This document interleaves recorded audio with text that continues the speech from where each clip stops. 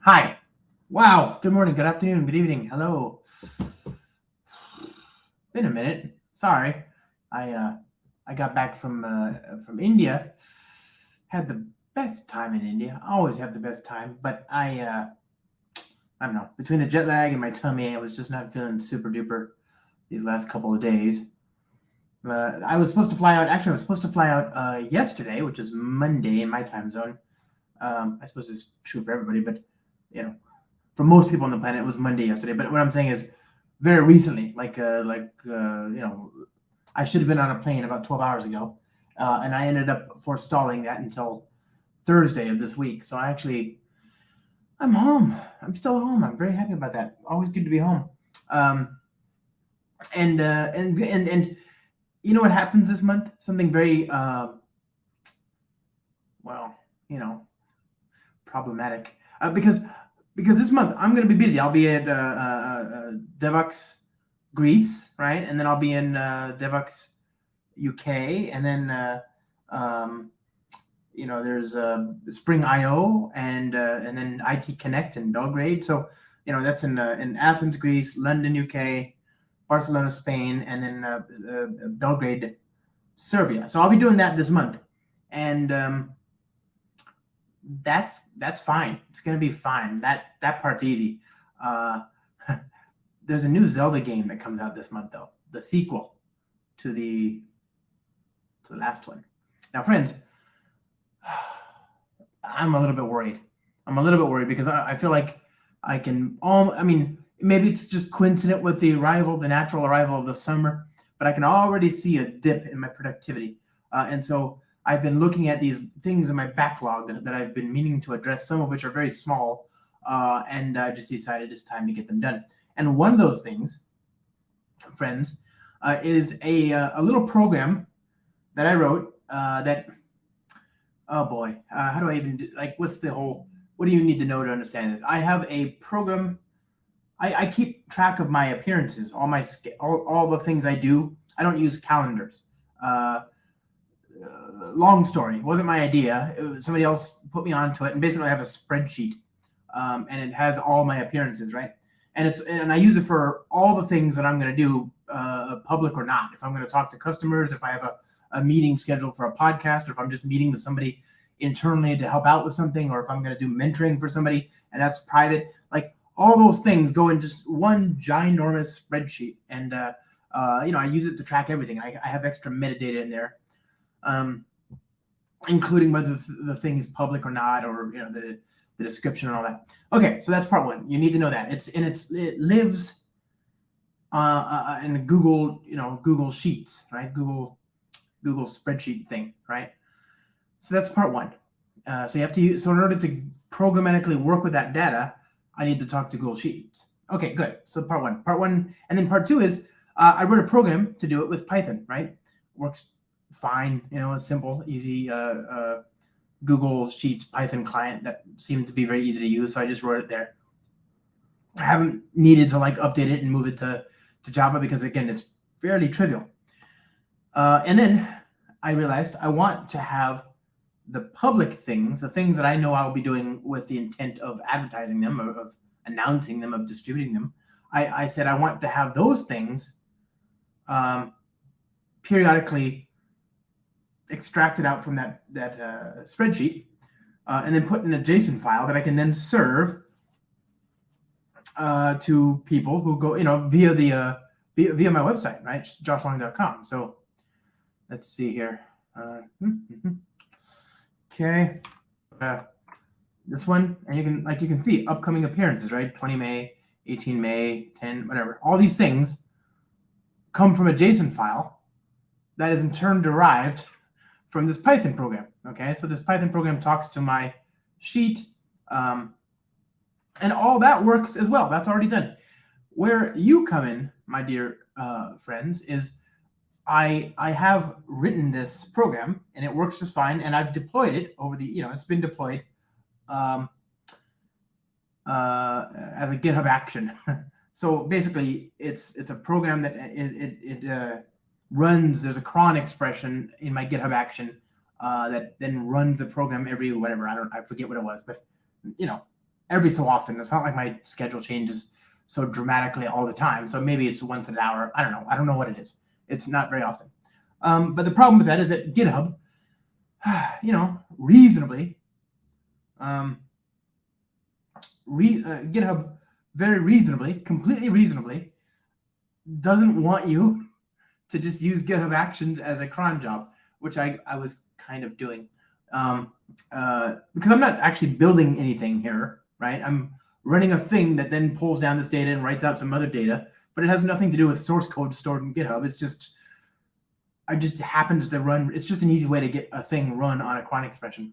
But GitHub doesn't let you keep doing that if there are no changes to the repository in which the cron is running. You see what I'm saying? You have to make a change to the Git repository. Fair. They got me, okay? I was just being lazy, and I really shouldn't have done that. Okay. So brings me to this moment here. I want to move that from GitHub Actions to a Kubernetes CronJob, okay? In of itself, not a big deal. Let me see. Why not push the file you're parsing to the same repo? Why not? Well, I mean, yeah, I do that. I guess it's just I need the data. I need to pull the data down and synchronize it. So however I do that, I prefer not to send the data that's already there, any more than I have to. But okay, so basically, that's what we're going to do today, my friends. That's the job. Is we're going to get that Python program, which works. It's not the best code ever written, but it works. And we're going to turn it into a cron job that'll just get run on my Kubernetes cluster periodically. So there's a couple things. First, we have to containerize the application, which is, I have a rough idea of. I mean, I have a recipe that'll work if I wanted to, but it's woefully out of date. So what we're going to do is we're going to look at the newest sort of stacks for build packs, and because I want to, when I figure this out, when I move it to the new stuff, I can then naturally go back and update the other example that already kind of works to use this recipe that we've sort of proven out today. Okay. Yeah. Okay. So, oh, you're saying, wait, okay, Simon, are you saying the canonical spreadsheet needs to be in the Git repository? Is that the idea? Some sort of encrypted thing? It's fine, but other people make changes to that spreadsheet, right? And it's not developers only. It's Google Sheets is ideal. It's great for collaboration. I can just, people that need to be able to modify it can, including, but not limited to, my fearless leader, right? So, okay. So I guess that's what we're going to do. I don't think it'll be that hard, friends. But if I'm honest, jet lag has gotten the best of me, and I haven't had a lot of sleep. And frankly, I had a lot more fun putting together the picture for this live stream on YouTube, the thumbnail. I had a lot more fun doing that than I think I'm going to have actually solving the problem. So let's just get it done with. Again, there's two parts. We need to get it containerized, which is, to me, the interesting bit, and then we need to turn it into a cron job. If I get one of those things done now, maybe I'll just go take a nap and then finish the other one. Or we could do both. We'll just see how productive we can be today. Okay, so the code, friends, is, let's see here, developer advocacy, appearances, processor. How do I clone this? Git clone. Okay.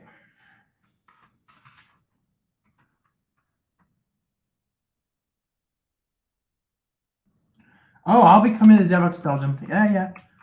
Well, I mean, assuming they accept my my talk, I would love to go to Devox Belgium. Yeah, that'd be great. I went to Devox France, one of my favorites. I missed that show, by the way. I'm so glad to go there. And by the way, that talk I did on at DevOps France is now online on the DevOps France YouTube channel. So maybe if you want a good presentation, something very different from what we're doing right now, then maybe you go watch that. How about that idea? It's, again, probably not the worst thing you could do with your time. So, gosh, I don't, there it is. This video is there. Now, it would be great if you didn't all just like leave the live stream to go watch that, because then I'll be even more bored. But yeah, that'd be great. So there, go watch that if you want. It's, yeah, I mean, you could. Okay, so far, no particularly egregious, evil comments. So yeah, if DevOps Belgium accepts me, if they'll have me, I would love to go. I had just the absolute best time there last year with James Ward, my buddy James Ward. So, you know, could do. And then I went to DevOps France, and then I'm going to DevOps Greece, the first DevOps Greece, and then I'm going to DevOps UK. I don't think I'll be able to do all the DevOps, and like I don't know what this. I think DevOps, what is it, Poland, or yeah, Poland is at the end of the month, and I can't make that because my my daughter's high school graduation takes precedence naturally. But yeah, I certainly want to make, and I don't think DevOps Morocco, I want to go, but I don't think I'm going to be able to, because as it stands, I'm supposed to be speaking at the Denver Boulder user groups here in the States, and it's coincident with that. So I don't be, there's a conflict, right? I can't be in two places at once, no matter how hard I try. And it's actually kind of unfortunate. It's like in the middle of DevOps Morocco. Like if it was just a day before, then I could just arrive and speak at the end of DevOps Morocco. Or if it was at the end, I could do DevOps Morocco and then come right back and speak there. But no, it's like right in the middle, smack dab in the middle. I don't have enough time on either side to get to or from where I need to go. So anyway, DevOps Morocco, I probably won't be able to make that one this year, but I would love to make Belgium. I really would. You know, and I don't know if you know, Laurent Doguin and myself, we are the only two DevOps champions. That is to say, there were, for me at least, there were a couple of years where I spoke at every DevOps on the planet that year, right? Every DevOps edition, not every Vox days. That's different, right? But all the DevOps in DevOps I don't know, whatever those.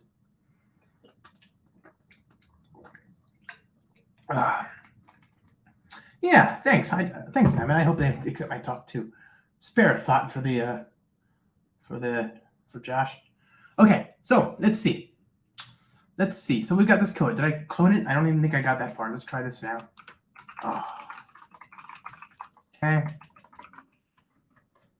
Oh, you can't clone a YouTube video. Well, I wonder what I expect. That would be cool if it like opened up FFmpeg or something. What is? Oh. Okay.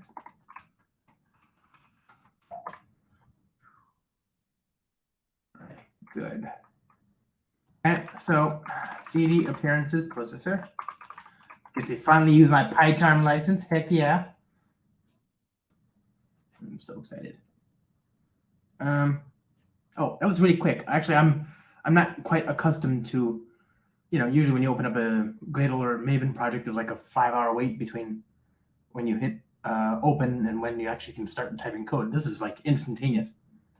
Too quick, if you ask me. Okay, so what did I do here? Where's my?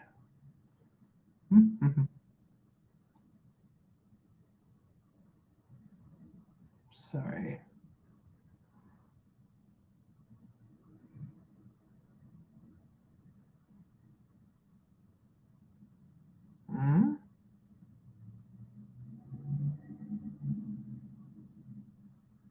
Okay. So here we go. Here's the code. Main, you know. Oh, I have to do pip env install.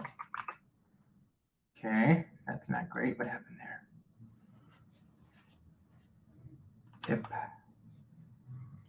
It doesn't actually matter. I guess so. I guess what I'm trying to say is, like, this is the command right now that gets run when the shell script is run on GitHub Actions, right? So, right, it's a cron expression. What is that? 55 minutes or something like that every. Whatever. So it does this. So we're not gonna. So we're gonna. The video makes it sound like we're moving away from GitHub Actions.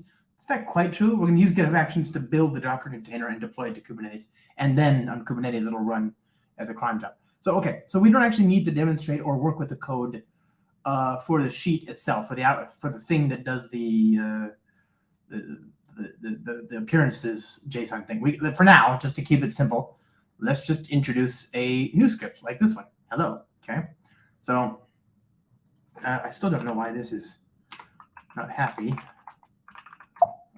Pip env python 3 hello.py. Oh, why is it unhappy? Oh. Okay.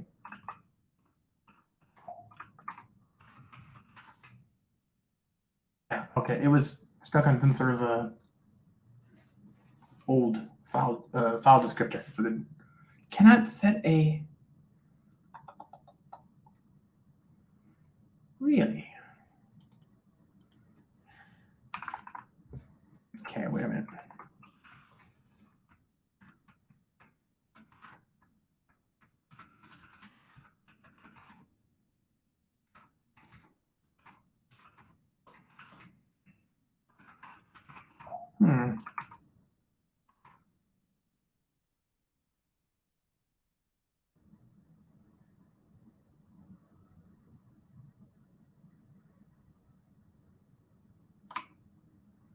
Okay.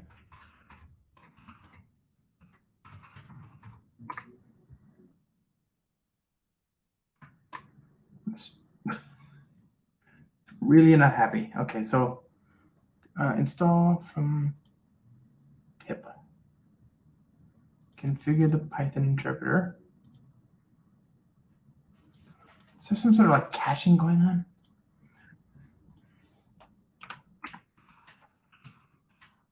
Off to a great start, everybody. Really just crushing it here. Crushing it. Okay. Okay, let's see. But in the meantime, how y'all doing? What's going on? Like, everybody, what's good? Okay. So, pip env run python hello.py. That worked. Why is that in question? I don't know. Pip env install. So for those of you who don't know Python, it's not great if you want to package things up, right? It's sort of like in the Spring Boot world, we're kind of, in the Java world actually, we're spoiled for choice because we have this ability to package up our class files and put it in a zip file, and then sometimes those zip files can be inside of other zip files, and then zip files inside of other zip files, etc. So you see .wars and .ears and the so-called Uber jars or whatever. It's a very natural way to package a bunch of stuff up, and it's not the same as a statically linked to self-contained assembly with like native code, but it's still pretty darn convenient. You just grab this one file and pass it to the interpreter, the JVM, and off you go. Well, in Python, that's not so easy, right? And so, and plus, remember, in Python, you ship source code, basically. I mean, there are ways to get around that, but basically, you ship the .py files to run the program. So there's no compilation process, per se. Again, there are ways around that. You can actually build native images with Python code, too, but it's just not common or easy, so people don't do it. Sort of like the GraalVM experience.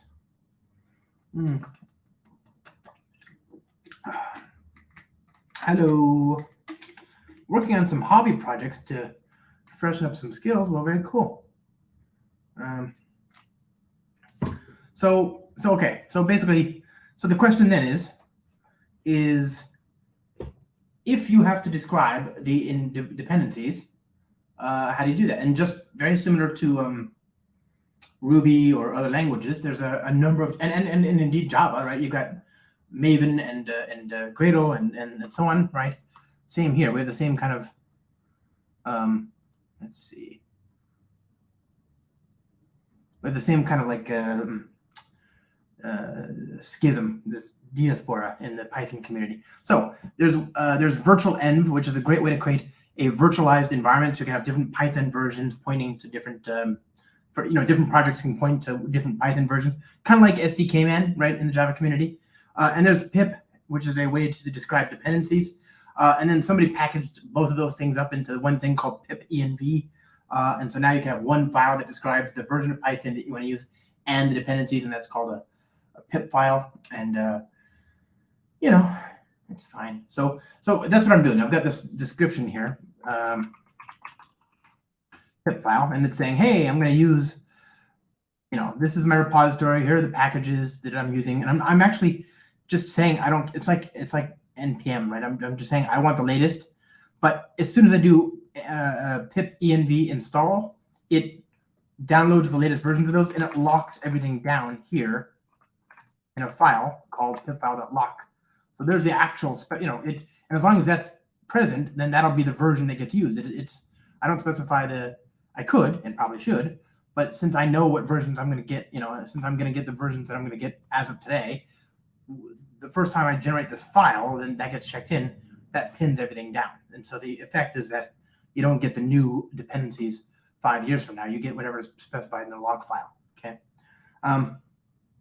Okay, good. So bit status. We have enough. So yeah, let's just open this up now. Third time's the charm. Downloading the world.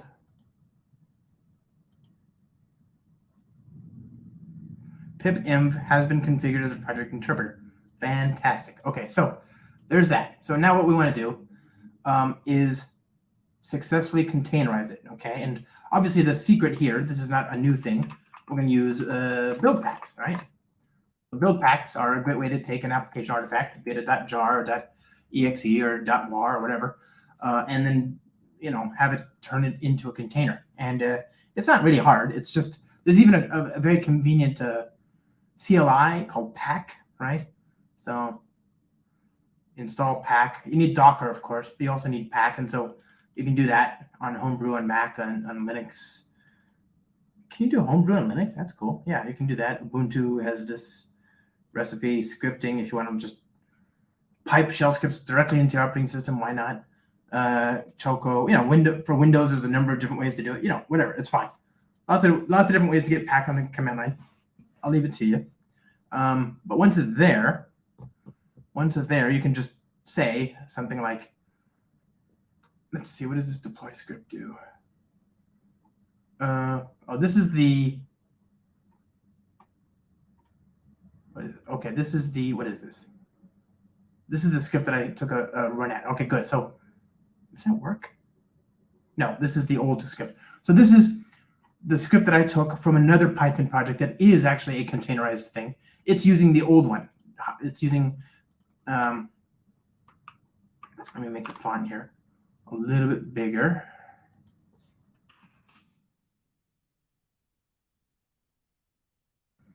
Okay, 18.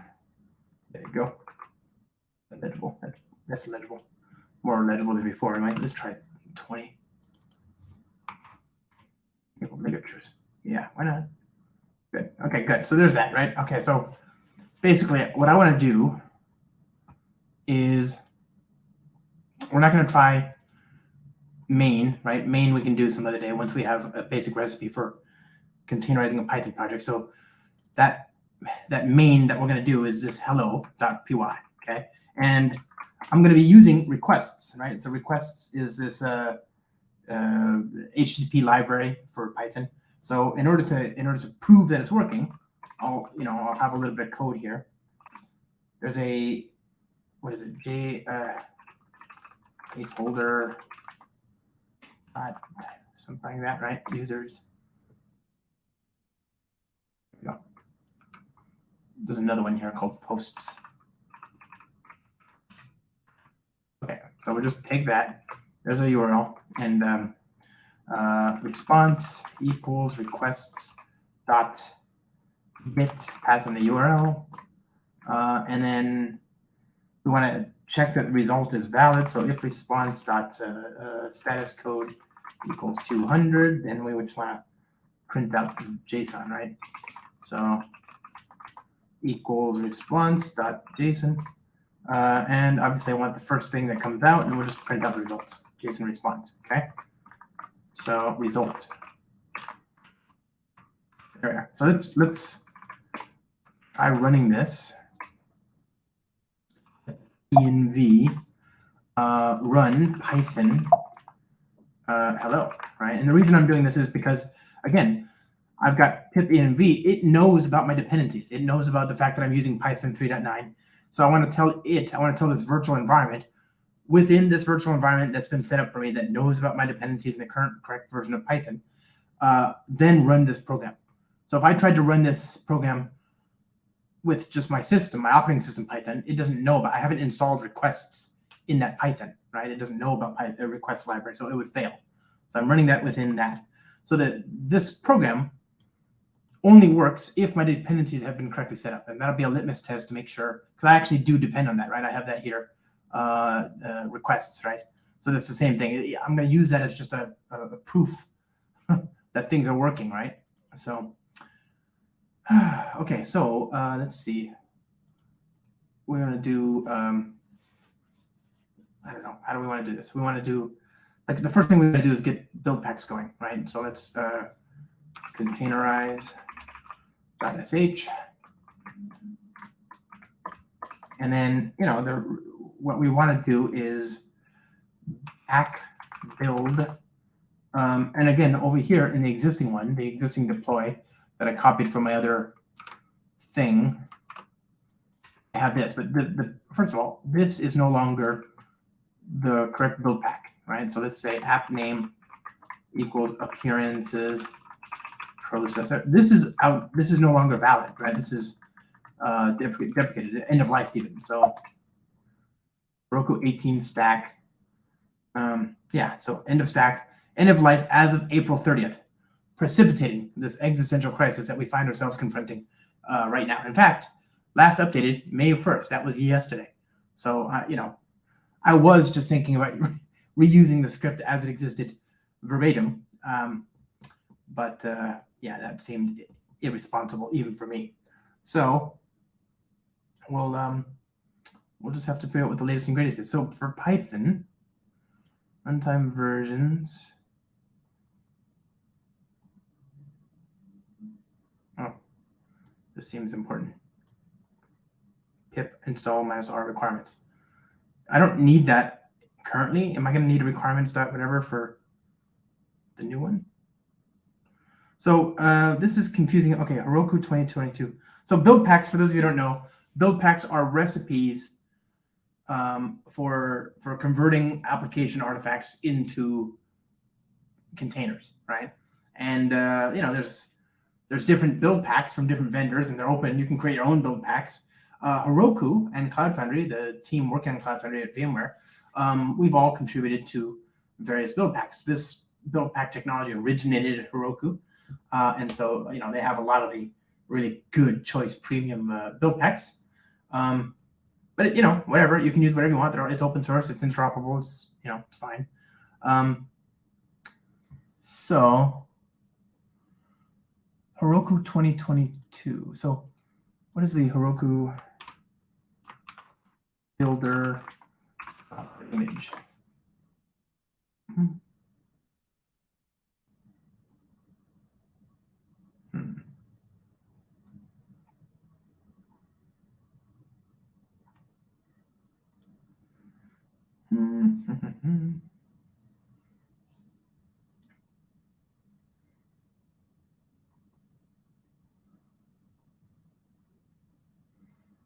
Build, what is this?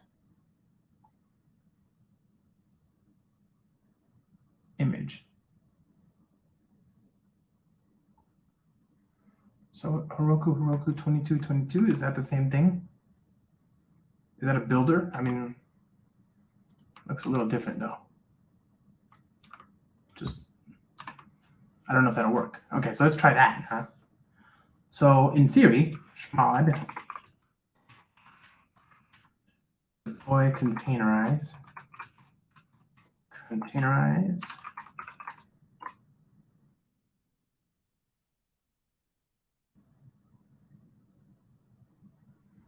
Try recreating builder. Heroku. What's the right builder these days?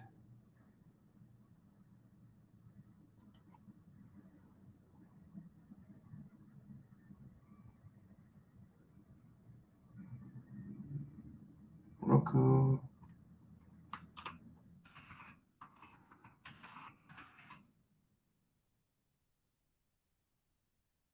Oh, Heroku Builder 22.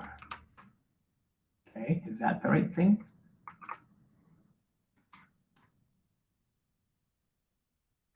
Doing something. Okay, so it broke, but why did it break?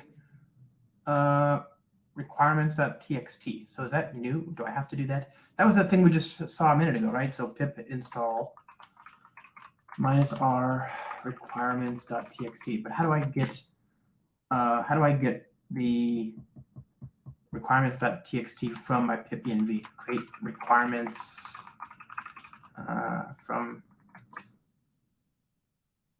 Okay, looks like I'm not the only person.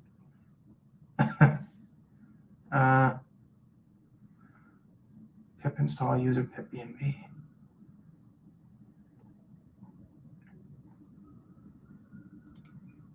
This way. Okay, seems legit. Let's try that.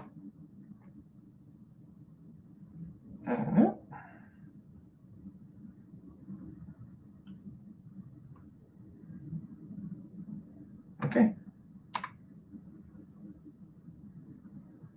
No such option R. Wait, what happened? I don't get it. Did it work or not? Oh, it did. Look at that. No, it didn't. That file's empty. So wait, what is the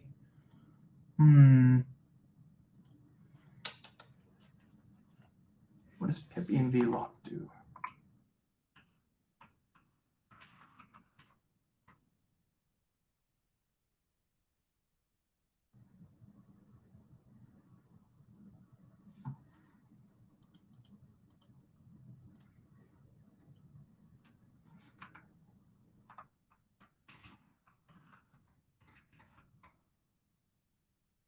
Okay. Pip env lock. What is that?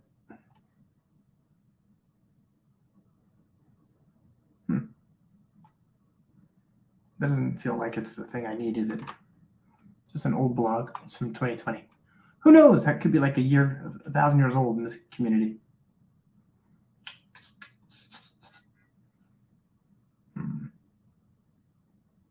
No. Okay, so pip env to requirements.txt.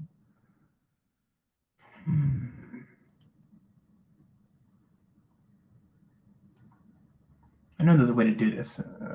Pip env run pip env to requirements. What is this? Oh, this is a custom thing. No, I don't need that. Okay, there's got to be like a simple way to do this.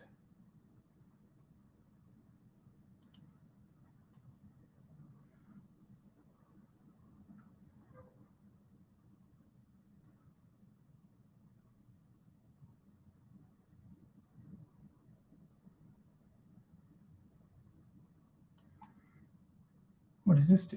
Did I just do this? This looks different.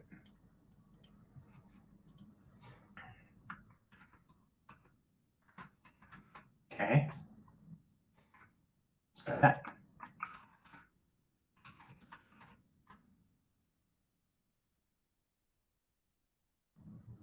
Did that work? It did.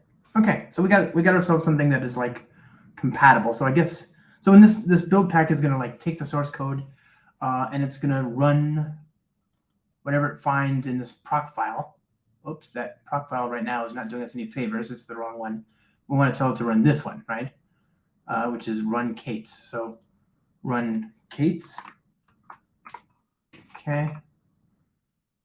Let's see, and then run Kate itself should have hello.py.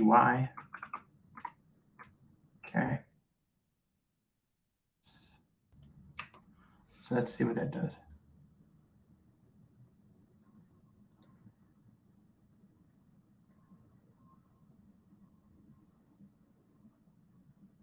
Okay. One more time. Because we were using the old files there. So let's try this again with the new stuff. It's very simple, hello world. In this case, hello JSON.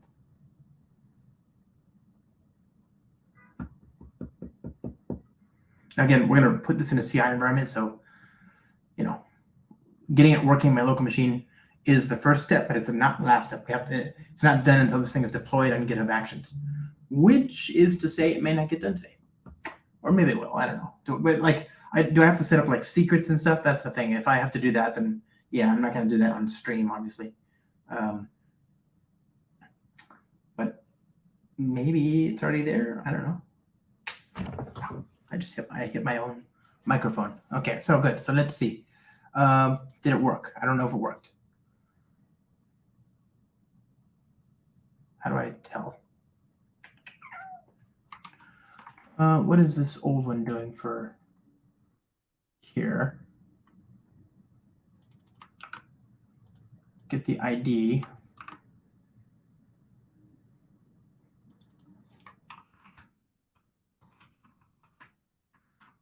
Okay. Docker run. So take 3.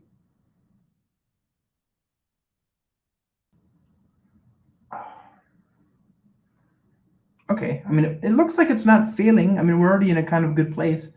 This might take less time than I thought. It's just that since it's a build, and since the build is by definition, clean room, it's resetting everything, it takes a long time. This is why this stuff is so inglamorous, like or unglamorous. Inglorious, isn't that the word? Not the other one. Zope, what the? Anybody here remember Zope? Zope is a like the web sphere of Python 20 years ago. Okay, so what happened here? Pip env command not found. So does this not work?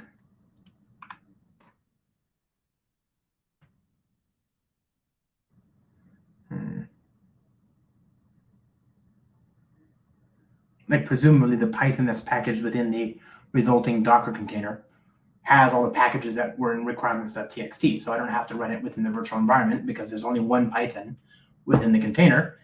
And that should be the one that we've so customized. So it should be fine. This stuff you don't have to really think about with the Java one. Like it's just sort of, because you're not giving it the source code. You're not telling it how to run. You're just giving it a jar. There's no confusion there. Just run the jar. The slightly more involved version is the GraalVM native image thing, which is definitely a special case. Hey, look at that. It worked. So result, user ID, blah, blah, blah. This is all from the JSON API. And it made that call using requests. So that means that within that Docker image, so let me see, Docker PS grep appearances processor. Oh, Docker PS minus A.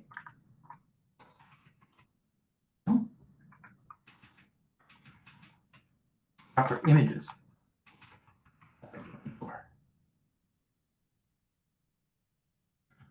43 years ago? I think not. So, yeah. So there you go. There's the Docker container that was just built. So Docker RMI, this one, and it's F. I just deleted it. So now if we start again, start the whole containerization thing, let's just prove that we don't have some weird caching going on here or something like that. I don't want the wrong thing getting run.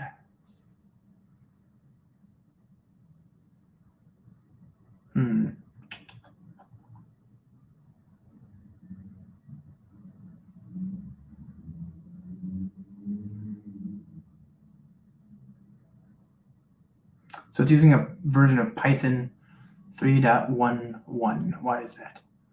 Is that what I specified here in the pip file? Nope, 3.9. Huh. So that's not getting reflected in the build pack. I mean, it's 3.1, so it's 3.11. So it's not 3.1. It's actually 3.11, which is, obviously bigger than 3.9 in the Python world. What are ZOP interfaces, though?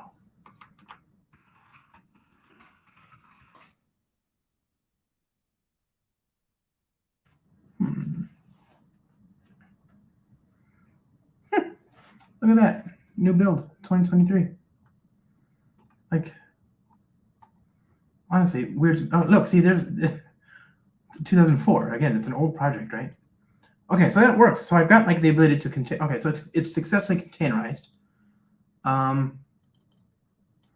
Good. So we have a recipe. Now what? We've got a recipe for building an image out of a Python program with dependencies that we want to stipulate in the pipenv manifest. So now let's turn this code, this shell script, into our thing, right? So we want to, let's see, we don't need this, don't need any of that. Paste all that. Okay, so there's the app name is appearances processor, get rid of that. Call this, and then we just do the same trick we just did, and then paste it there.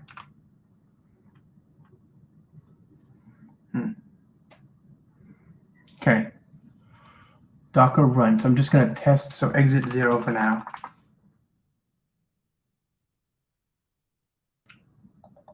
So presume like this deploy.sh is going to be run in the GitHub action, right? That's for real. So deploy.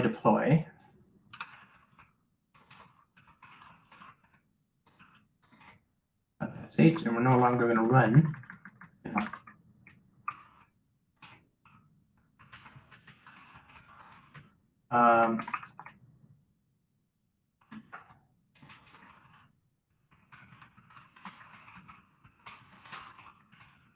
Okay. So deploy, set up Python 3.9. We don't need this anymore because we're not running the thing on GitHub Actions, right? So that makes this thing a little bit faster. Is this the current version of the checkout thing? I think it is. Just make sure. Yeah, v3. Okay, good. So that's okay. We don't need the cron either, right? It's going to run by itself. This another thing I might want to do when I get a chance is to convert this to main. This is an old repository. It actually predates the whole movement to main. But okay, one thing at a time. Let's get this moved over, and then I'll worry about that. That's easy enough to fix once we have the code going. Okay, so deploy. That's this thing right here. And wait, do we have these? Do we have gcloud project in here? Not quite. Do I have those as environment variables, like in the organization? I guess that's the next question.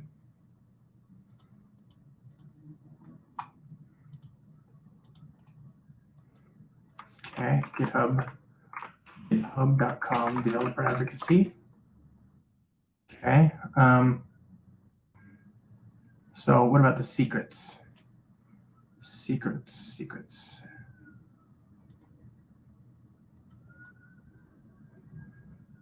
This is organization. Yeah, okay. So wait, do I have what scripts? Maybe I don't have to like turn off the stream, because if all the variables that I need are already there, this stuff, then there's no reason for me to like I don't have to set them up. So what variables do I need, I guess, is the question here. So first of all, run Kates is no longer valid, so it's just run. Run Kates. We'll keep run Kates for now. That's this.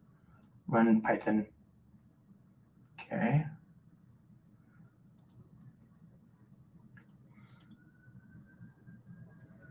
Okay, get rid of that. Deploy, so run. This is main. We want to actually do main now, right? We don't care about hello. Oh, actually, do we care about that? Maybe we should care about that. Let's just do hello.py for now. We still haven't like proven that we can get it into a container. 1 second. Ruh-roh. Okay, yeah. On my local machine, let's just connect to my local Kubernetes and get this all working here. Then we can worry about GitHub Actions. That's true. So, okay, kube context. And then we want local.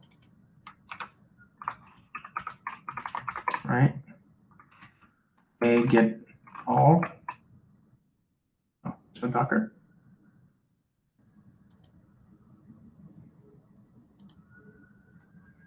Kubernetes.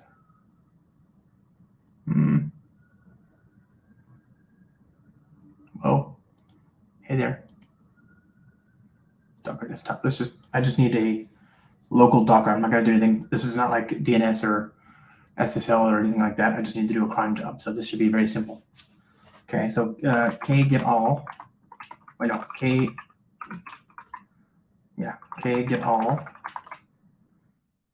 K get deployments. Is that all? I've just got the service. There's nothing else there. I don't use this very often. You can tell. Yeah, okay, good. So k create ns appearances. Okay.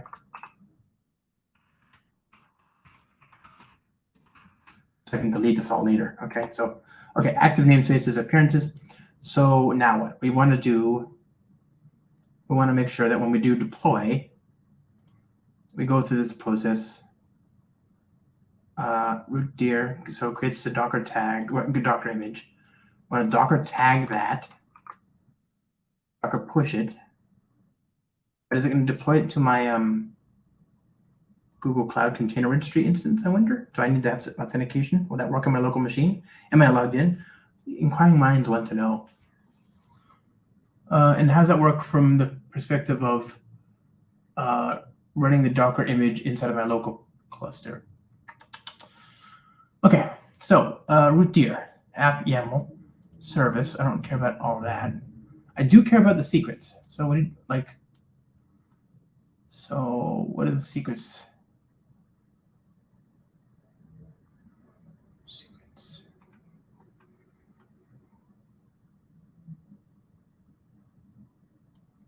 So,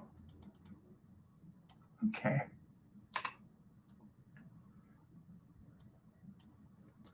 Okay.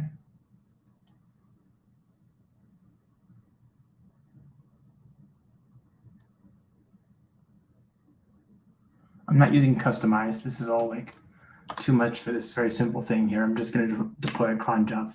So I think the only thing I need to worry about is I'm going to need some secrets, right? I'll need a secrets directory, a secrets file for the variables that need to be passed into the script.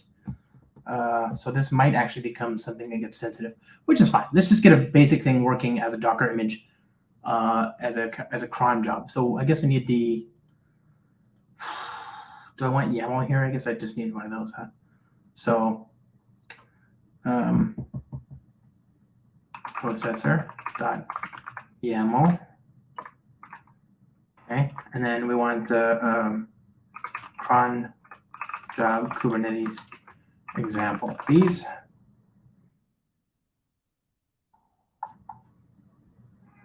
Okay. Neat. So now what? So it's just appearances, and then the container, and then a command. What is the command in this case? I don't need to specify the command. I've got a container. Just use that. So the image.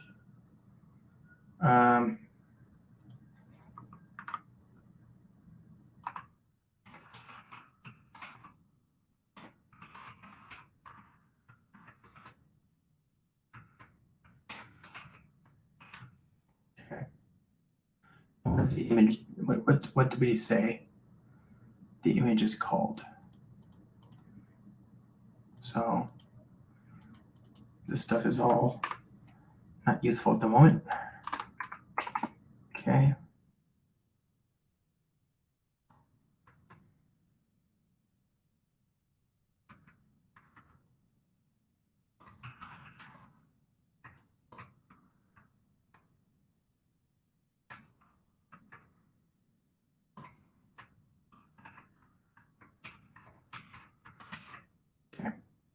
So we'll see that. Let's go ahead and run this again.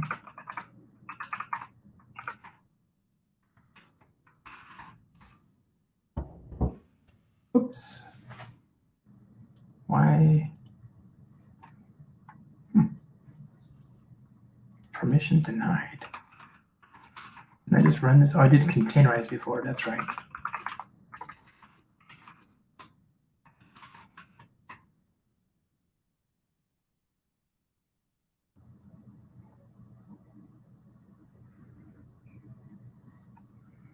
Oh, project is, I think it's bootable. Is that right?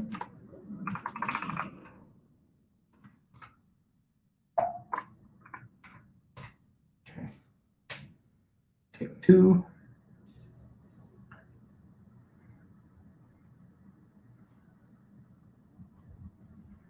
Image tag is empty. Okay, that's fine. Image name.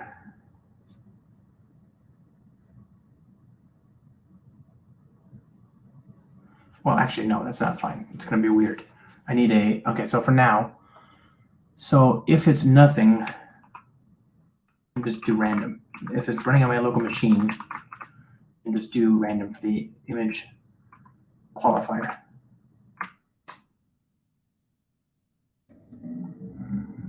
So the image should be this one right here. Let's see if that works. So what are we expecting? We're expecting, hopefully, that this ends up in my container registry. Is that true? Like I should be able to say docker run gcr blah blah blah blah blah. Hi Nurullah, hello, thanks for joining. For those of you joining, I'm just taking a Python app that I'm running as a cron job on GitHub Actions and turning it into a cron job object in a Kubernetes cluster instead. So GitHub Actions has a thing you can use to just periodically rerun the build, and I've just been very lazily using that as an actual cron job to actually run business logic as opposed to logic associated with the build. So it's actually just doing a thing that I want to do on a cron. And it has nothing to do with the Git repository in which it's sat, in which it lives. So I'm just finally, and GitHub very reasonably, more than reasonably, after 60 days of inactivity, if you don't make any changes to the Git repository, it stops running the cron jobs, which makes sense. It would be foolish to run cron jobs in perpetuity if nobody's actually working with the code. So I just wanted to move it over to my own Kubernetes cluster and make it a real cron job thing, you know, actually deploy it there and just let Kubernetes manage it instead of having it running on GitHub. And then of course, if it runs on GitHub every 60 days, I find out my appearances, which is what this whole Python batch job does. It's a little thing that just downloads some data and puts in a JSON file. That data feeds into joshlong.com when you look at the appearances for all the dates that I'm going to be in different places. It's a very small program and it does a very small thing. And so I forget about it. And after 60 days, it stops updating. So the data on the website becomes old and stale. This won't happen if it's actually running on my Kubernetes cluster. Okay, so can I run this now? Looks like it worked. I don't know. Docker run. No. Sad.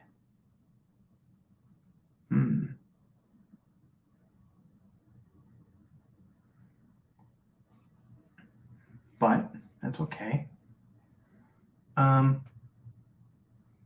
Why doesn't that work?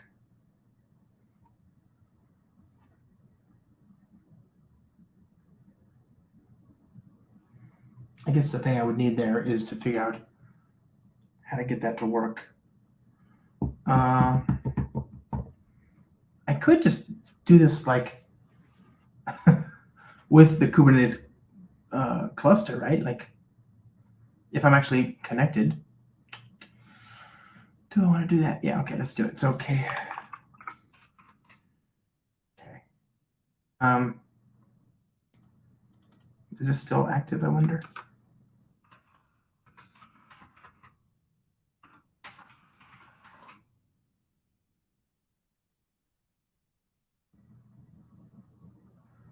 Hello. Oh yeah, look at that. It's up and running. Yeesh. So k delete. Okay, good. Don't need that. K get all. Good. Okay, so it's a clean cluster. We can just use that. So let's try running this thing with that as the context.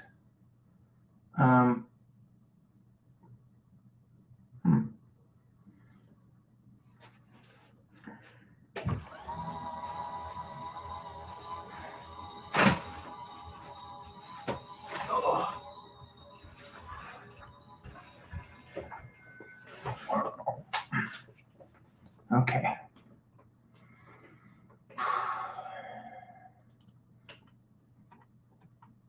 So deploy. Yeah.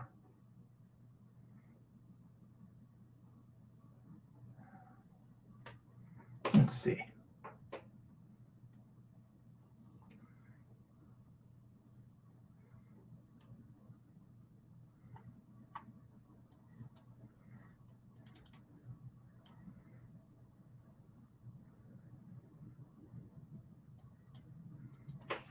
Okay, so that.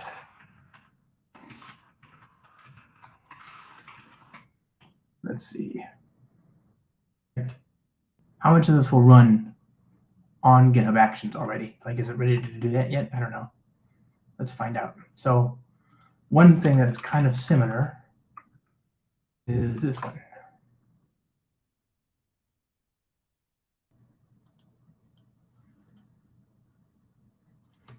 This is a program that I have that's written in Python, but it actually deploys to Kubernetes. So I guess I just need to set that up exactly like that. Okay, so this goes to here. And then we need to see what environment variables are unique and which ones are needed. So GKE cluster, gcloud zone, GCP credentials. Do I have that? I don't need this. This. We need that. Don't need that. I don't think I need that either. Wait, I might need that last one. Oh, but I've got it in here. So worst case, I'll just use that. Actually, let's just get rid of one. We'll just keep only one. So secrets GCP credentials. Is that already specified? Do I have that in this project and this GitHub organization? Let's find out. So GCP credentials. Yeah, I have it right there. Look at that. Great. Although it's a year old, so that might not work, but whatever. We can try. Okay. So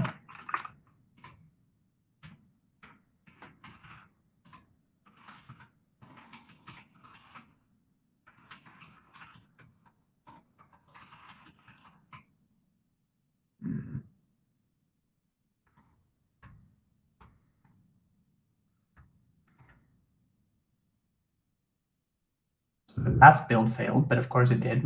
It couldn't have possibly been authenticated. It didn't have the right to deploy to any container registry. What about now, though? Now that we've added all that stuff, does any of that have a hope of working? No, it does not. But why? Deploy pip env line 20 command. Okay, that makes sense. Right. Okay, so we have to do pip install pip env or that.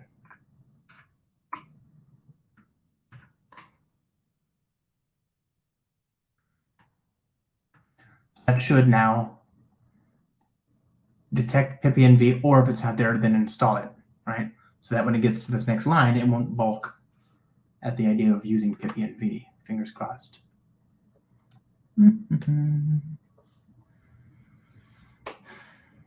This stuff.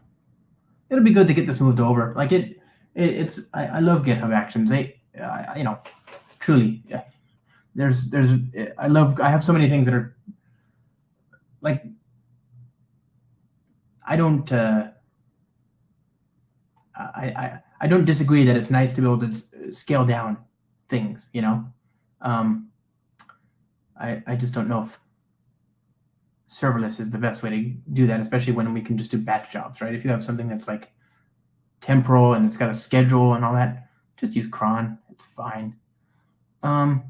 Okay, so why is it still unhappy with me?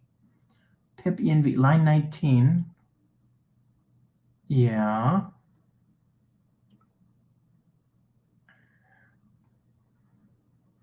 Do I have to then do...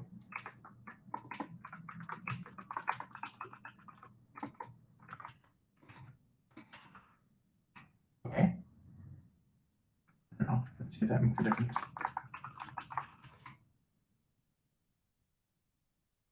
So basically, for those of you who aren't shell script people, what I think is going to happen is it's going to try and do this. If the command doesn't exist, it'll have a non-zero return code, so it'll then evaluate the or expression, and everything after is one thing, right? I can force it by putting it in a sub shell if I wanted to, but basically I'm saying or, and then install pipenv, and then install the dependencies using pipenv, right?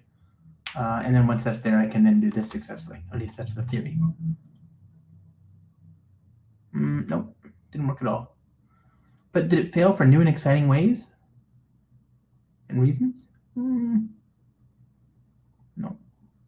Wait, maybe. No, same problem. Line 19. So again, we have this problem. We've done this before. How do we set this up? This is the processor. Oh, we do need to do this.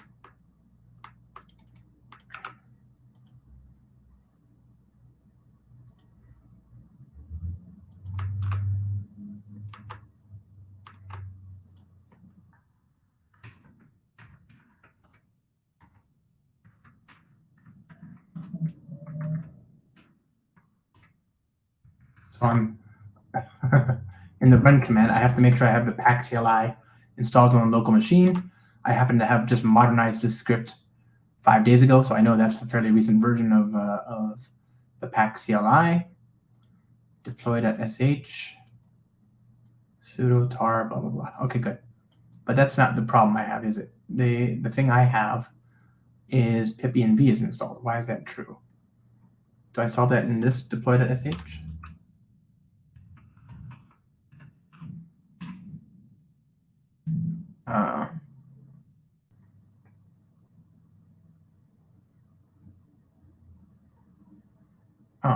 Oh, that's a bummer. I don't.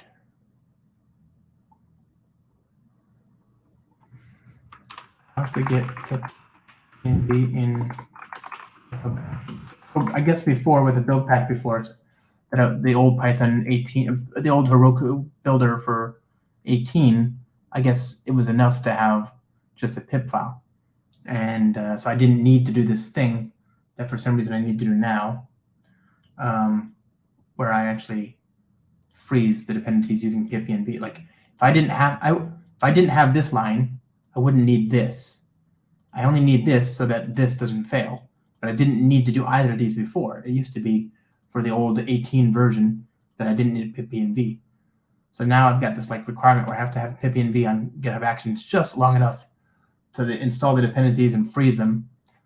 So the question then is it better for me just to do this like in my code, like on my local machine, and just commit the result, and then that way it's a non-issue? But who's going to remember to synchronize that, right? Okay, let's just I I just need a pip env thing.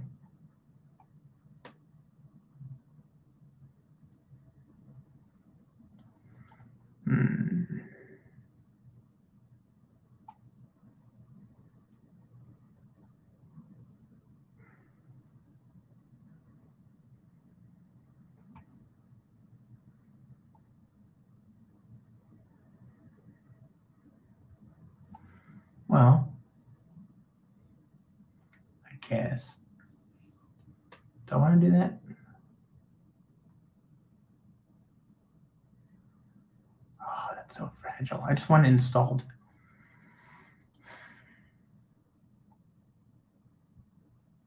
Set up Python, install dependencies. Oh yeah, this one. So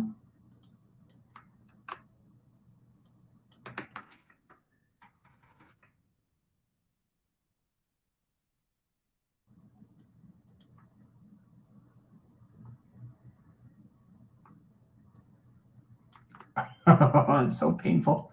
Okay, let's see if that works. What I'm doing is I'm using Python to install. I'm using the pip module in the Python on my GitHub Actions to upgrade pip. I'm upgrading myself. Basically, I'm having the pip module upgrade itself. Then with that, I'm using pip to install pip env, and then with pip env, I'm installing my dependencies, and then I'm using pip env to within. Oh, that's so painful. Wait, maybe I could avoid all that. Do I need all that? Does pip? I guess it would. Maybe I don't need to do any of that. Maybe just that would work. Okay, let's see if the first thing works. Gross. Yeah.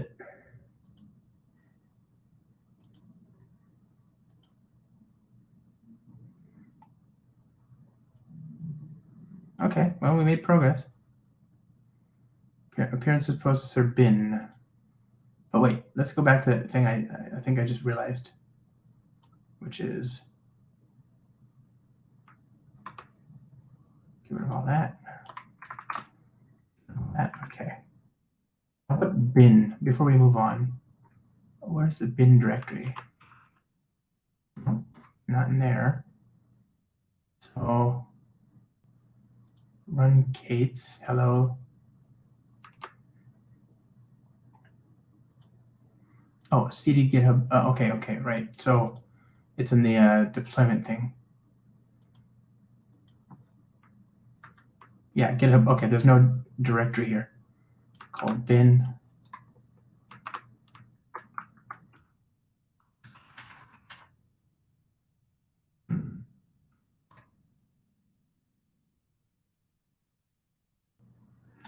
Yeah, me too, buddy. Me too. SDK man is awesome.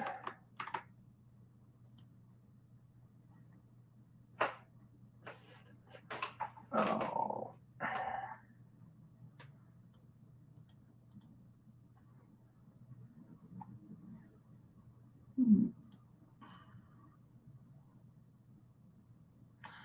Pack doesn't exist. But why? Okay, I can dig it. So does that mean it got past the pip env thing? We should print out pack. I mean the pip thing, right? So let's see, where's that? Okay, cat. Okay. And then what am I trying to do? I'm gonna download pack. I need to have it in the path. So what is my path? I must have like an environment variable set up here for processor. So do I have a like GitHub deploy? Is there a path? This bit right here. Okay, set up path. Python app. So I just need to do that like nice and early on. Okay.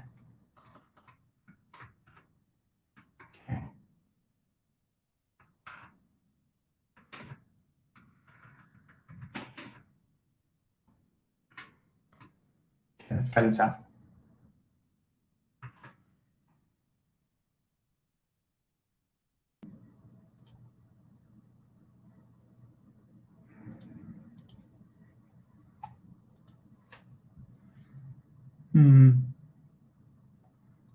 So again, a lot of this is just GitHub Actions complexity. And by the way, this is like why I love CI, because once you get this working, right, this is your on-ramp to production. And everybody in the organization, even if you don't have the thing running in your local machine, you can still effectively make changes as long as you trust your harness. So it's painful to do this, but once you've got the recipe for running it, not on your machine, right, you can run it on a CI environment, then you've got something. So even if you get hit by a bus tomorrow, the recipe for running the program successfully exists somewhere. It is so valuable to do that. It's also painful, which is why, I get lazy sometimes, but turning this thing into a blessed Kubernetes thing as opposed to just this hackety thing running on GitHub Actions, it'll pay dividends eventually. Okay. Well, clearly it's making headway. So yeah, there's pack, it's there. Here's the requirements.txt. Good. The GitHub SHA is now working. So that's good. What else? Pulling from the builder. Downloading newer images. Okay. What is the issue? Running pip install.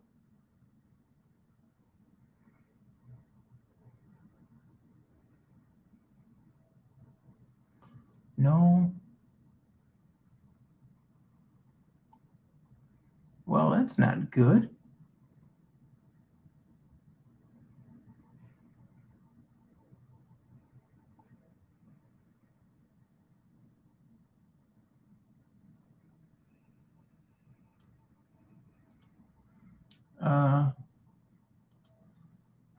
I'm not really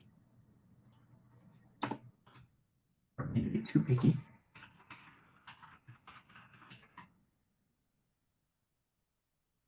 Now we've got like a dependency conflict. This is one of those things where it's painful in all languages, but certainly where I'm less familiar here.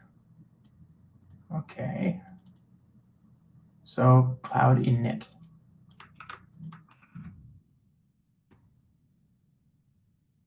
Requirements.txt. I have no idea where it's getting that.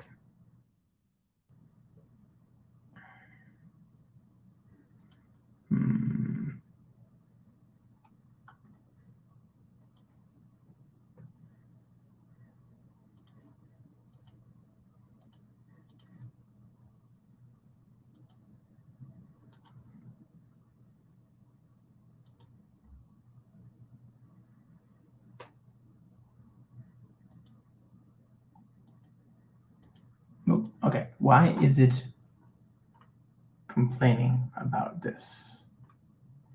Oh, see, this is so confusing.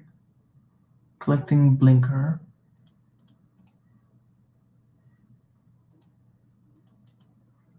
Maybe I should just, is this different? Let's try adding this. And then we'll go to the deployment here. And I won't, maybe all that was for naught, right? Maybe this is not actually required. So let's try status.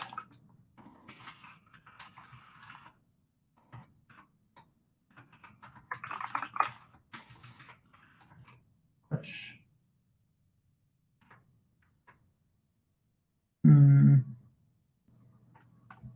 Oh, wait, do I have a, no, it's fine.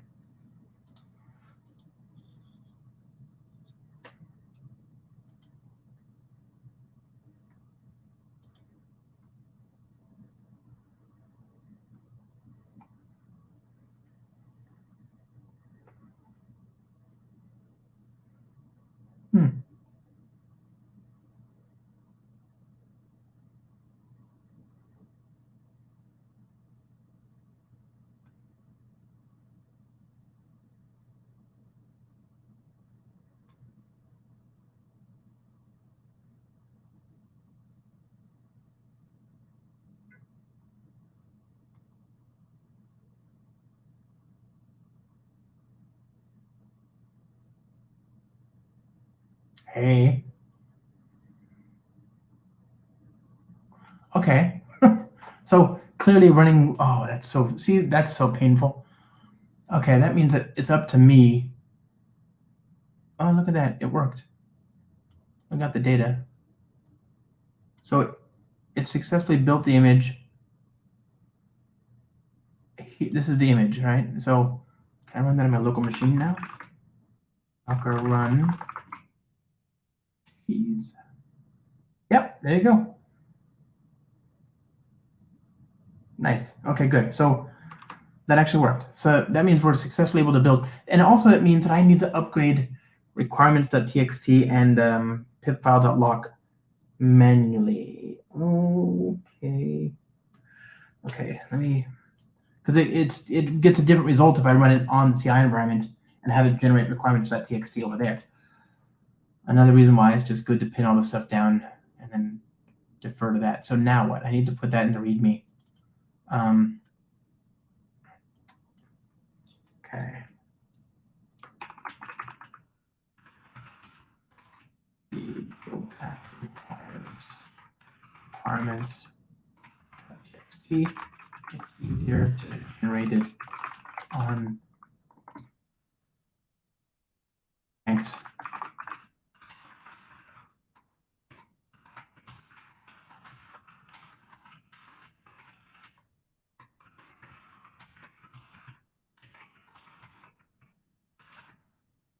So let's see.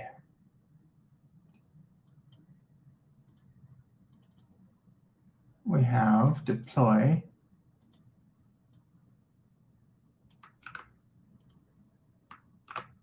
Which is good. Actually, that means that all this goes away. It's fine then. So we don't actually have to worry about installing Python on the CI environment.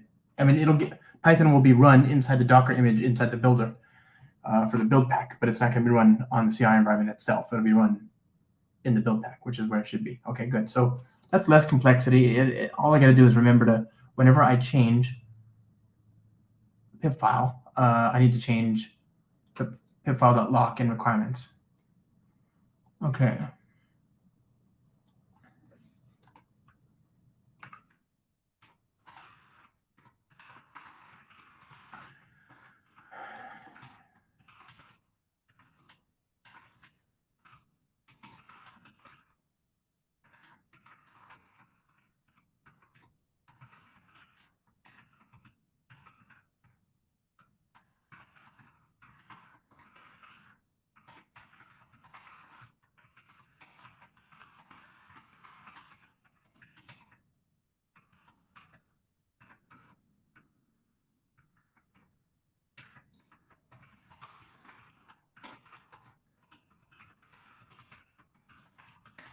Okay.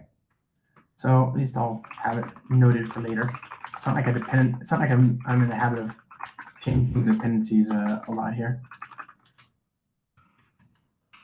So it gets changed like whenever we add a new column or something to the spreadsheet, this might break and I have to come in and change it. But basically it just kind of takes care of itself. And unless it doesn't, that's the problem. It's so reliable that I just ignore it for more than a couple months and then GitHub stops running it. I completely forget. And because it's just a little hackety script, I didn't even bother setting up monitoring, because again, it doesn't break my world or even the website. The website just shows slightly stale data. It just doesn't show the new stuff. It shows all the other stuff that was already there. Okay, so what do we got? We got a container. Now, what does that mean? What's the easiest way to put that in a Kubernetes YAML? Oh, this is. Do I want to just do like sed or something? Because it's just one little place that I need it, right? I don't have to like. I don't want to do customize. Customize makes my head hurt. Oh. Okay. I guess.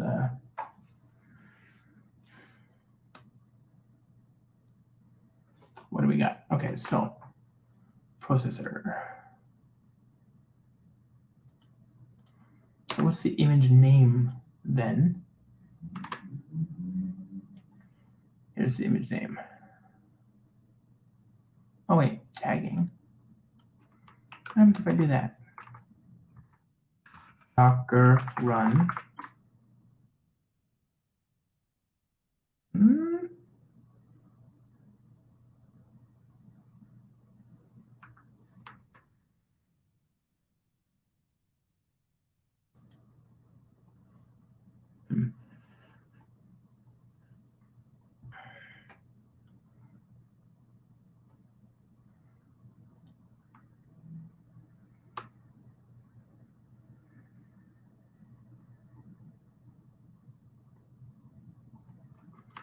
Why isn't it finding? Is it?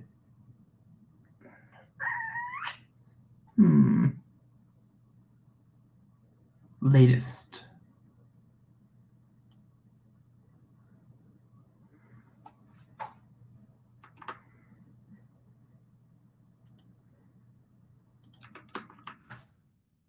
Okay, that's what I want. What I want is this one up here, right? The whole thing. So I need to swap this out each time. Oh, painful.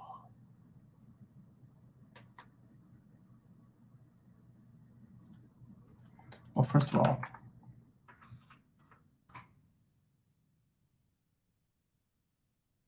do I want to always? Yeah, that's what I want. Okay, that's part one. And then part two is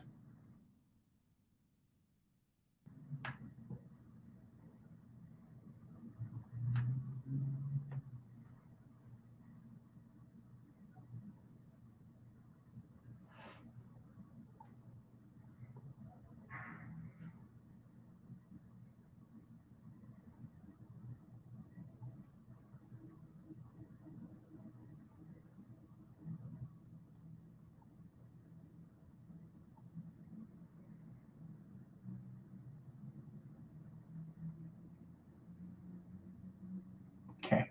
Well, I mean, I don't want to like do customize. Do I have to?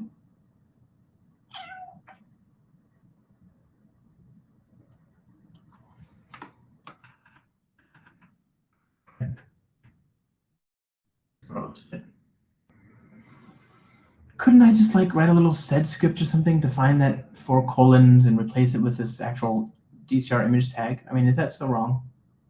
Please, do I have to do it the right way? I could. I mean, there's Carvel. There's all this like, there's all this customized. I could do that. I could write a freaking Helm chart. I just want to like change this one thing, right?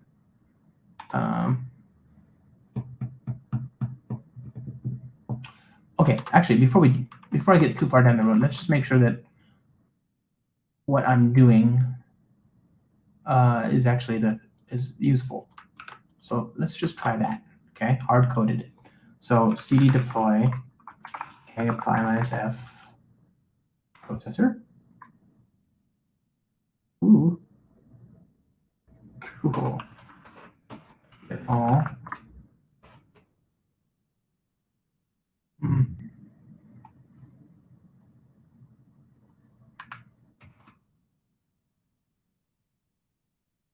There's one of them.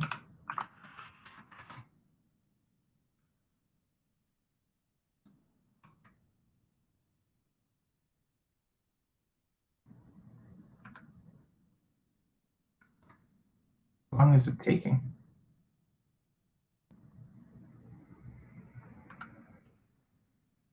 It is. Okay, so it's successfully running as a cron job, assuming that I plug in the correct build. Okay, so that's fine. Oh, okay. What do I want to do then?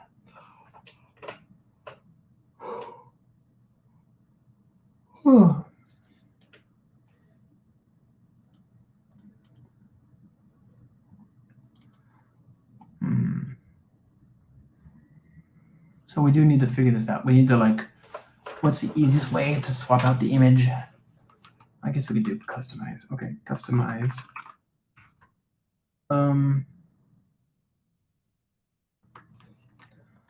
really don't want to do customize.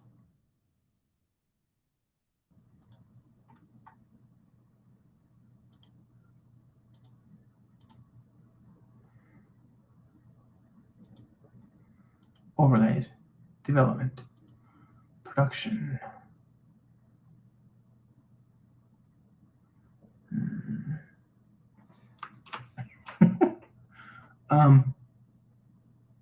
Said please streaming file. Thank you. Don't tell anybody I'm doing this, okay? Seriously. Just between us. So what is this going to do? Let's try this out. So over here in another script, let's just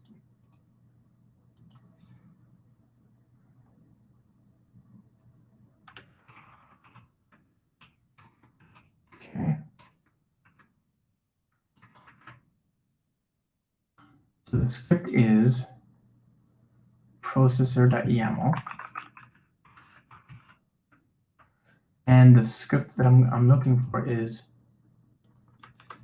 image name. Okay, actually just image name. Searching for image name. Replacing it with that. Surely that's not going to be easy.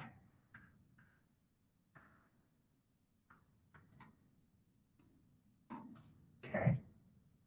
Does that work? Deploy. It's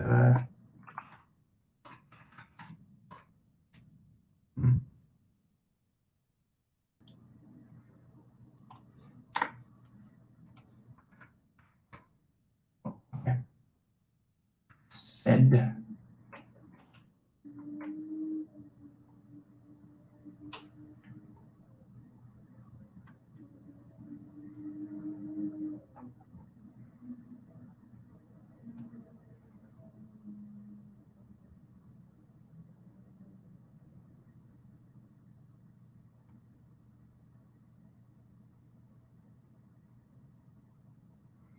Right.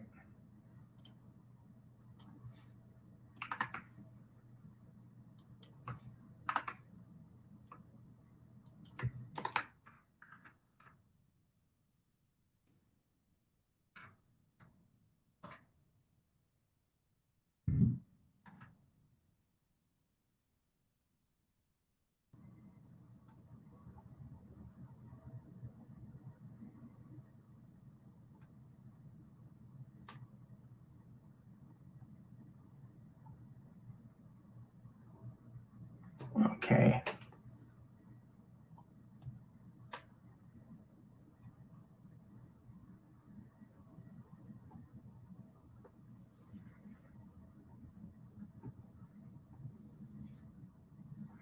So, okay, I'm going to look for this, replace it with all of this. Do I have any other plus signs?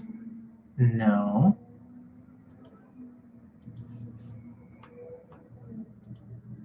I feel like this should be fairly straightforward.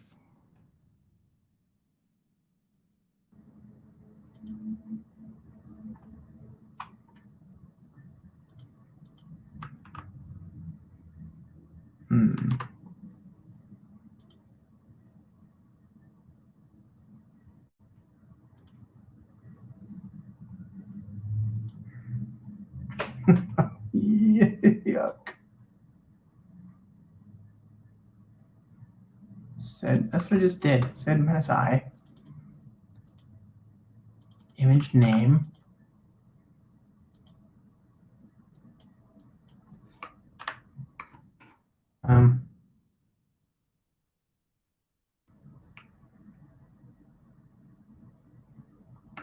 Let's do that.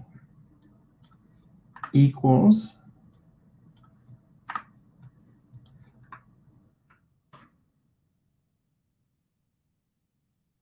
P command. What's the P command?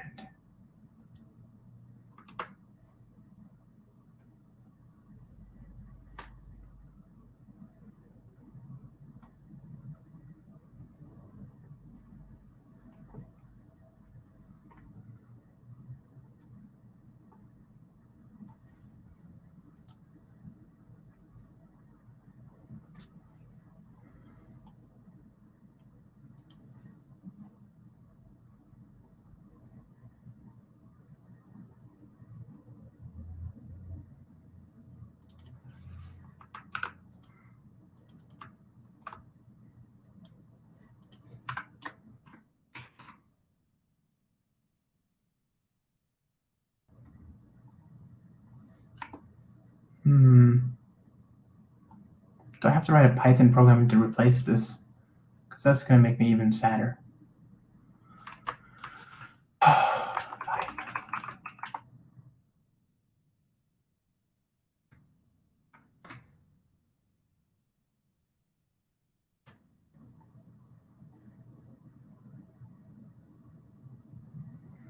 Yeah, this is exactly it. My app.latest. Okay, fine. So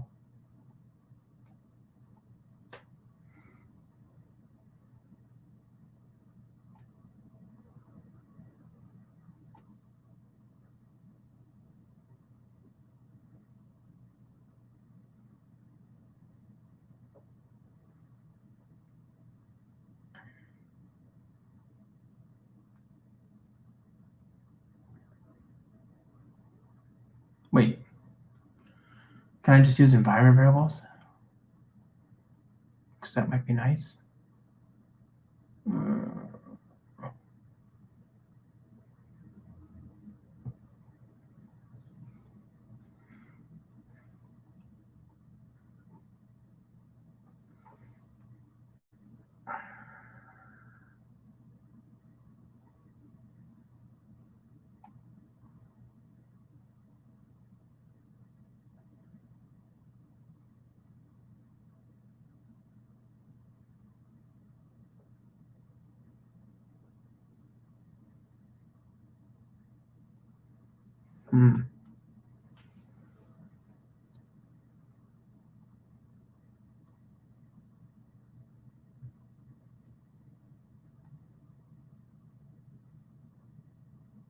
Yes, thank you. Don't make me do customize. Thank you, sir.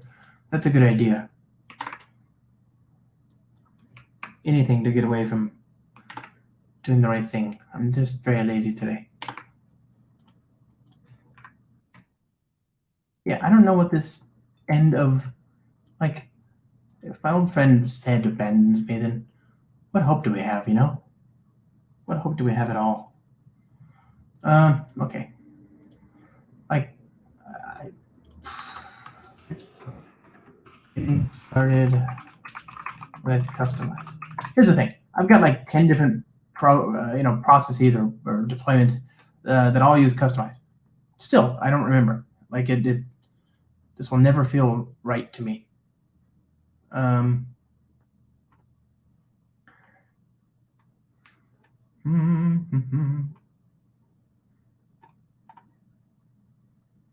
Use with. Okay, there it is. So we have customization.yaml.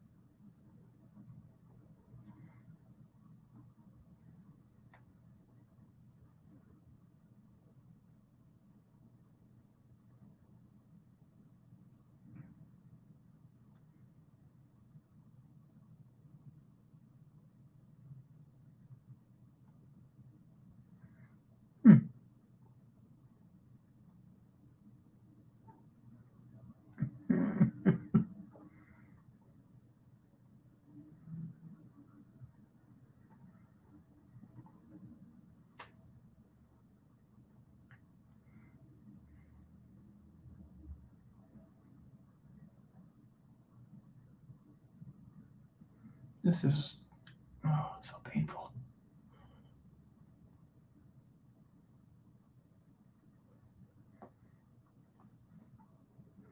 Okay, so I'm going to look for a customization.yaml. That's this thing right here. The base common labels names. I don't understand what I was doing. I mean, it made sense when I did it, but this stuff just. Okay, I know it's fine. Bases. I don't actually have bases. I just want to. Okay.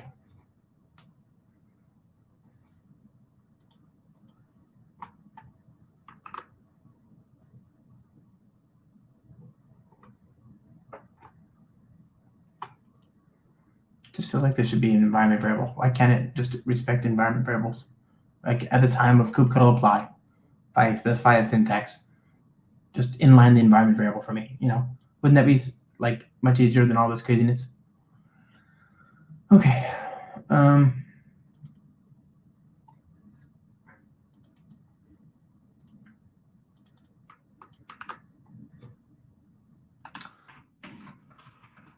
Let's see. Actually, open equals open processor.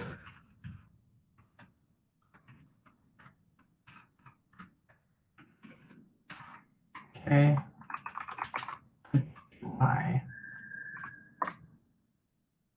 Okay.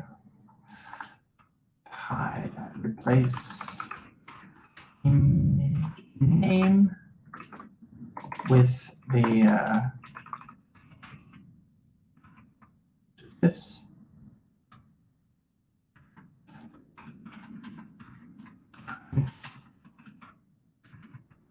Okay. And that means the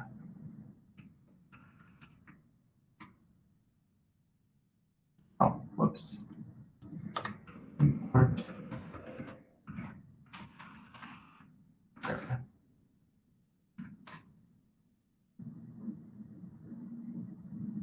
Oops.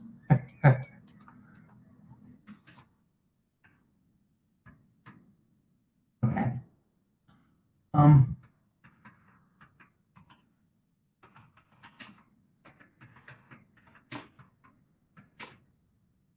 And then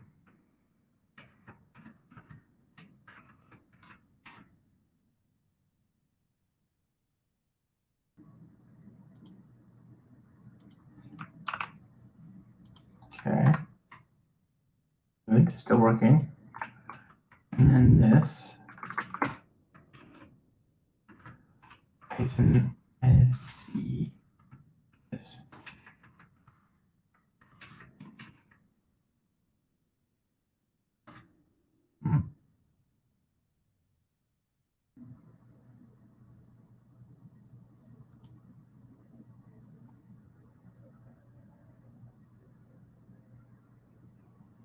Oh, there's no right.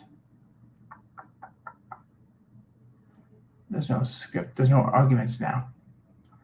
But so good.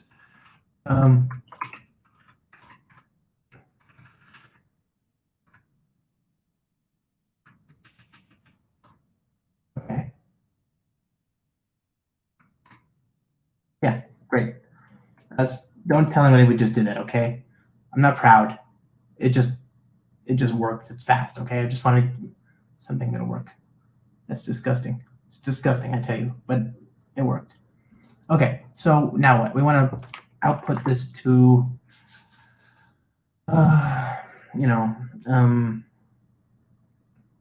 final.yaml kubectl I -f final.yaml. Right? Okay. And then we want this to go to this. So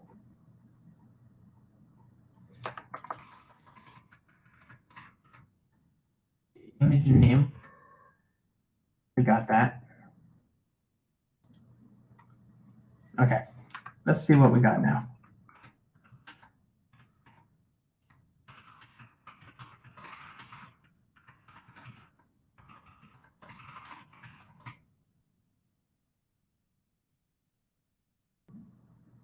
So now if I go here, K, all,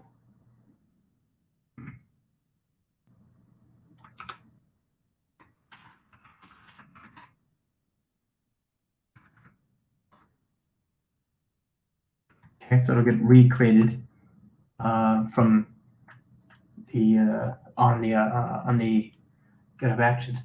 Oh dear, it is getting like really ominous looking out there. like when the Stay Puft Marshmallow guy showed up in Ghostbusters, and the sky turned all sorts of ominous colors. It's starting to look like that. Sure hope there's no Stay Puft Marshmallow monster. Okay, where are we? So appearances. Let's see, actions. Did it work? Did it work? Did it work? Still going. Okay.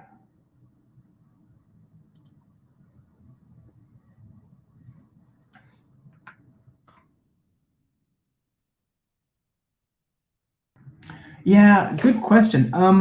There's still. So I live in San Francisco. We have two bridges, the Golden Gate Bridge and the Bay Bridge. The Bay Bridge is far more often used. It's more heavily trafficked. There's a lot of people that use it as a main artery between the East Bay and San Francisco. So a lot of people don't live in San Francisco. There's actually like 800,000 people that live in San Francisco, but considerably many more come into the city, or at least that used to be the case. I'm not sure what the numbers are in light of the pandemic and all that, but anyway, Golden Gate Bridge is not the main artery that everybody imagines it is. It's the Bay Bridge, that is. And I live by the Bay Bridge, and the Bay Bridge is very pretty. And one of the reasons it's pretty is because it has lights, or it had a lights attraction, like glimmering lights. Oh, hold on.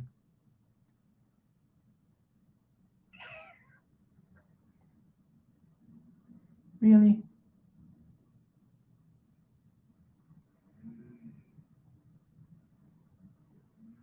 Did it not work?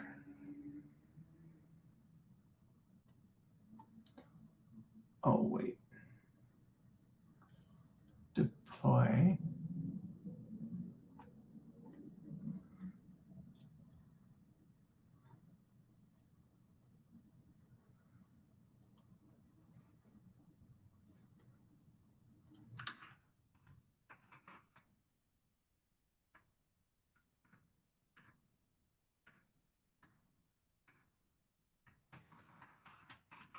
The lights were, it's an art project, and they're animated, and it was not meant to be there. I mean, there's the frame of the bridge has lights no matter what, but they're more, in the last 10 years, there's been this art project where it's got pulsating, animating patterns as well. And those lights, that secondary pattern, that mesh, that whatever, that matrix, that isn't working. And it's going to cost like $11 million. So they're trying to raise money. Bay Bridge, Bay Lights fundraiser.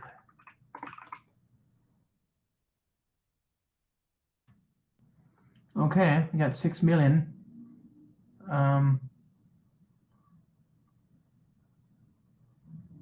Let's see.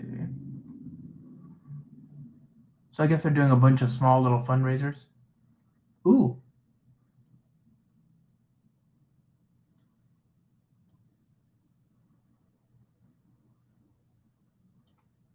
So if you donate, don't donate it, by the way, people. I'm not asking you to donate. Don't do that. I'm just saying, hypothetically, if somebody donated, then this group of people, I don't know who they are, will match it.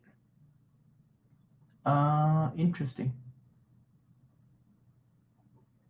I donated, but obviously I live here, right? It makes sense that I should donate a little bit. I didn't donate like, anything close to the number that they need. See, that's the Bay Bridge lights behind there with the glimmering, shimmering lights. It's still okay without. That's not big. There you go. Those lights are. But the thing is, these lights are only visible from this side. So part of the $11 million, if they get it, will make it so that you can actually have the full art experience on the other side. So coming from the other direction. Okay, let's see what our thing here did. By the way, I repeat, do not donate. I'm not even sure. I definitely don't donate. I don't want to be I'm not soliciting donations. Let's see here. Did this work? It did not work.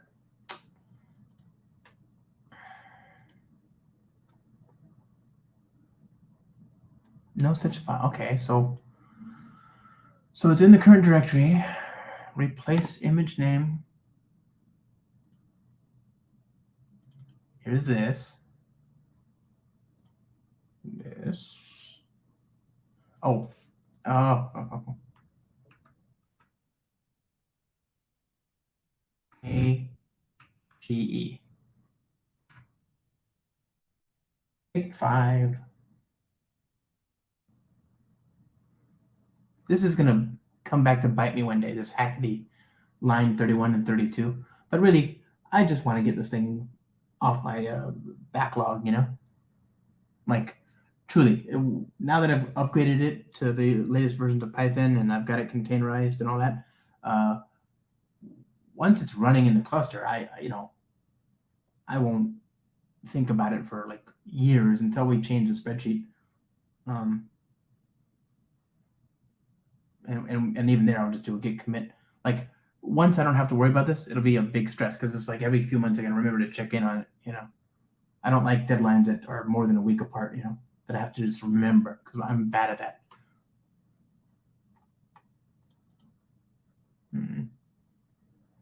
Wow, that weather is super ominous. It is getting dark. Can you see it getting dark in my room? Like, whoa.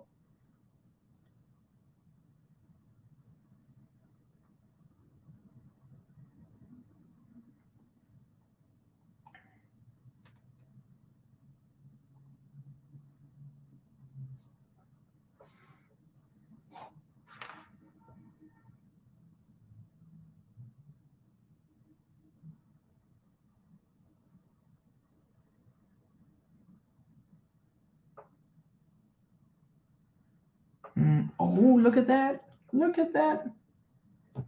Okay. Yeah, it's still daylight, but it went from blue skies to like ominous gray. My webcam is actually my studio display, my Apple Studio display, so it's not exactly convenient to pick it up and show you, but just take my word for it anyway.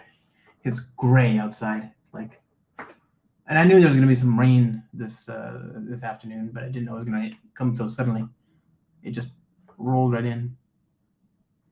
Okay, so where are we? Take it all.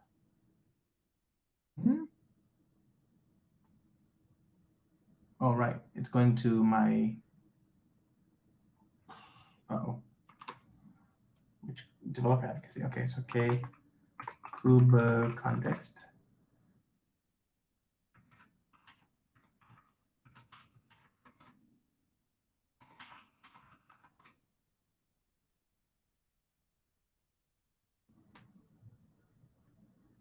Yikes. Okay, that's the old cron jobs.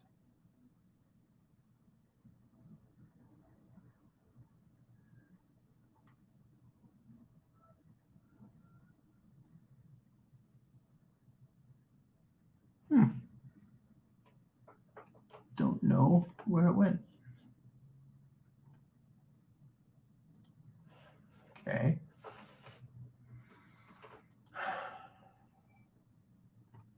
And what cluster am I talking?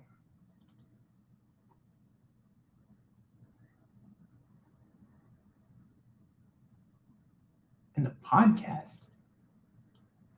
Oh. Don't like that at all. Okay, so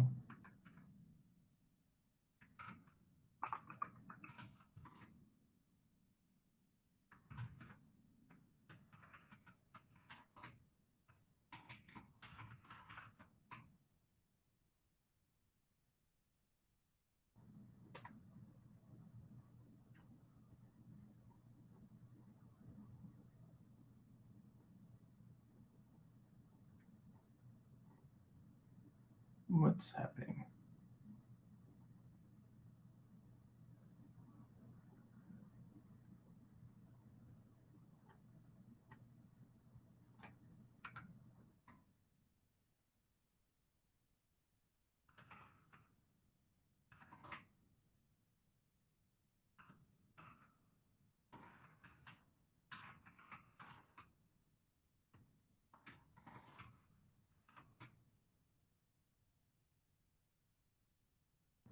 Yikes. It's definitely running. So klogs. Klogs. Okay, so it ran, it's successfully deploying to a Kubernetes cluster. The wrong one, but it is deploying. So let's get rid of that there. Okay.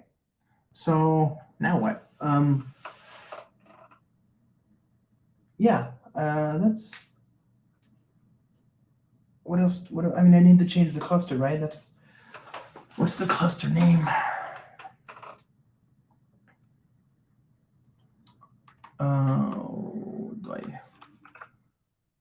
Google.com. What could go wrong? Console. Okay. Please don't show anything that shouldn't be seen. Okay.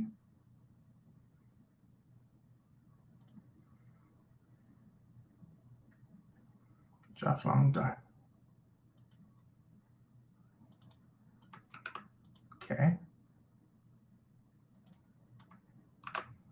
Right. Looks pretty reasonable. So if everything else is the same, wouldn't that work? Okay, let's try that.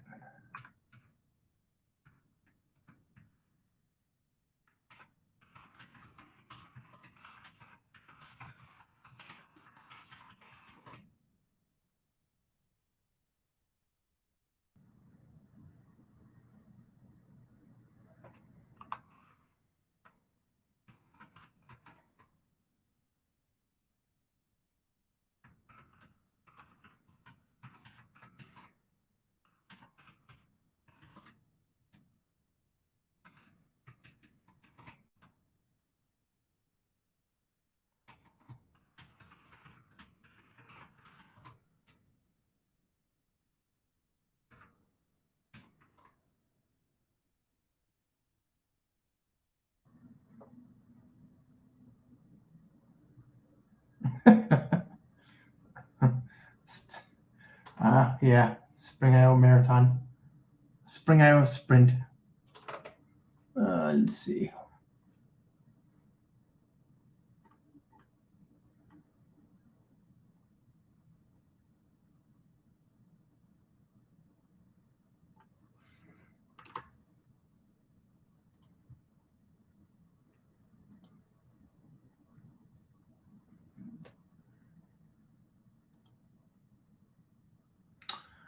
Okay, well, yeah, that's a good point. If Spring Office Hours is starting, you should all go say hi. This is basically done. I just need to actually like switch over the actual code and get it, switched over to the actual, like I've got hello. This is what we've been testing just to get it working. But the real code is main, and this one requires considerably more environment variables. So the next step will be to set up, oh yeah, you can see raindrops on my window now. The next step will be to set up a config map, or secrets actually, a secrets object. And that's pretty easy. And I'll just make sure I kubectl apply that. And then those environment variables will be available within the CronJob, and that's it. That's all. That's all I got to do is I got to make some environment variables available as a secret, and then make the secret available to the CronJob so that when it runs, it can connect to the right things. I want to thank you all for hanging out. This is very cathartic. I hope you have a great day. It is now 12:30, so be on the lookout. I'm working on new videos. They'll be up soon. Otherwise, thanks everybody. I hope you had a good one. This was fun. Hope you got something out of it. Remember, build packs. Like as painful as this was, still infinitely better than writing my own custom Docker file. Friends don't let friends write Docker files. Bye everybody. Have a good day. Oh, by the way, check out This Week in Spring, spring.io/blog. New stuff, all sorts of